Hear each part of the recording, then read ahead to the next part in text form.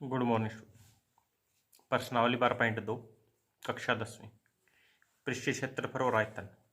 Question number 7। ठोस में एक ऊंचाई 120 सेंटीमीटर और त्रिज्या 60 सेंटीमीटर वाला एक शंकु सम्मिलित है। एक ठोस दिया गया है, उसमें क्या दे रखा है, ऊंचाई कितनी रखी है 120 और त्रिज्या क्या रखी है हमारे पास में 60 सेंटीमीटर। क्या एक शंकु सम्मिलित है जो 60 सेंटीमीटर त्रिज्या वाले एक अर्धगोले पर रखा है। किस पे रखा हुआ है? अर्धगोले पर आरोपित यानी रखा हुआ है। इस ठोस को पानी में भरे हुए एक लंबवृत्तीय बेलन में इस प्रकार सीधा डाल दिया जाता है कि बेलन की तली को स्पर्श करे।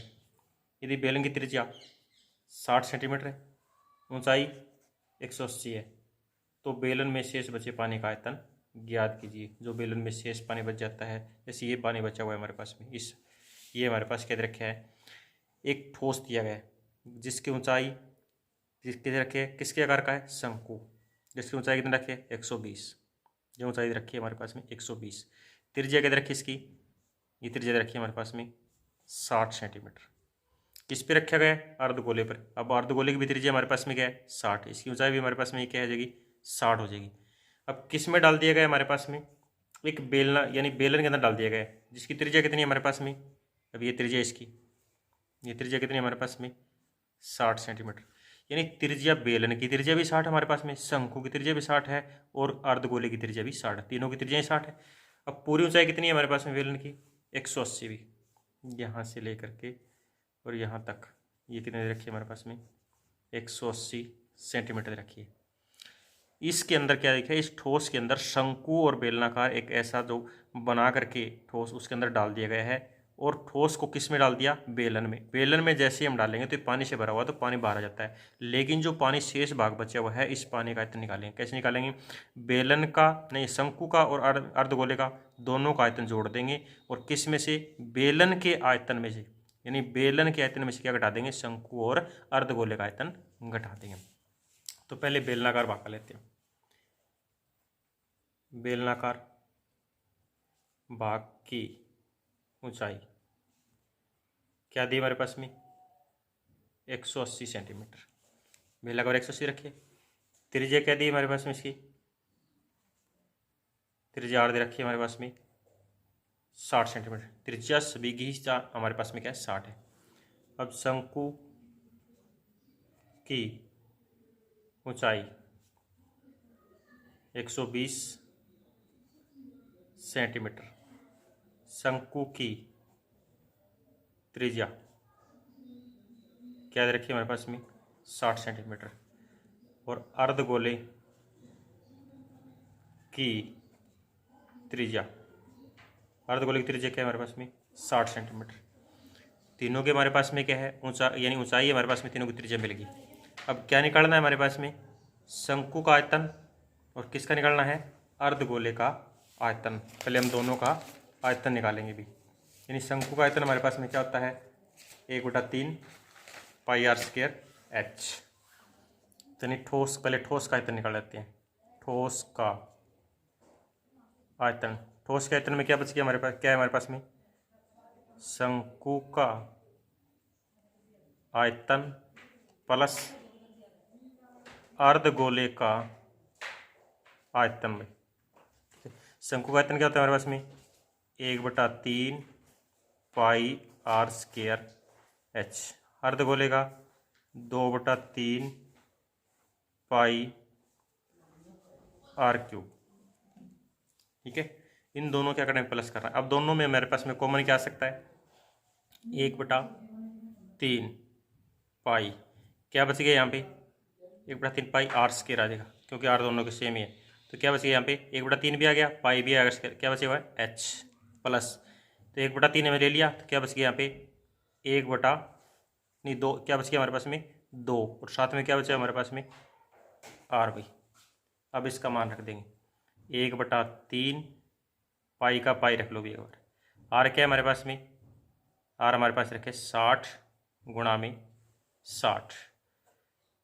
एच क्या है हमारे पास में, एच ऊंचाई, ऊंचाई किसकी है, शंकु की, कितनी 120 प्लस 2, त्रिज्या कितनी हमारे पास में 60 में, काट दे इसको, कितना आ जाएगा 20 पे।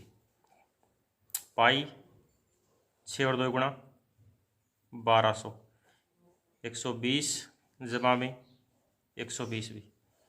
अब 120 और 120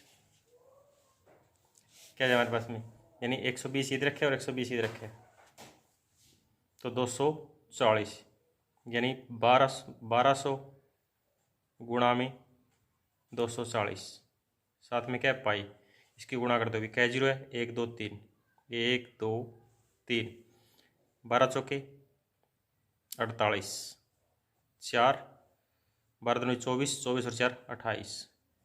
ये किसका आ गया हमारे पास में, बेलन का आयतन। तो बेलनाकार भाग का आयतन क्या होता है हमारे, पाई आर स्क्वायर एच। पाई का रख लो पाई भी, आर क्या है हमारे पास में, आर रखे है 60 गुणा 60, और ऊंचाई क्या दे रखी है हमारे पास में 180 दी गई है हमारे पास। इसकी गुणा कर दो भी, 6 और 6 की गुणा कर दो 36, 36 और किसकी गुणा कर देंगे हम, 18 गुणा कर देंगे, यानी 18 और 36 गुणा करेंगे कितना आ जाएगा 648। क्या जीरो हमारे पास में 1 2 3, 1 2 3 घन सेंटीमीटर, पाई घन सेंटीमीटर। ये हमारे पास में क्या आ गया, बेलनाकार भाग का आयतन। अब निकालना क्या है हमारे पास में, यानी उस ठोस का, यानी पानी का आयतन निकालना है हमारे पास में, क्योंकि दोनों में हमें दिया गया है। इसने यही बोला है कि शेष बचे पानी का आयतन, तो लिखेंगे शेष बचे पानी का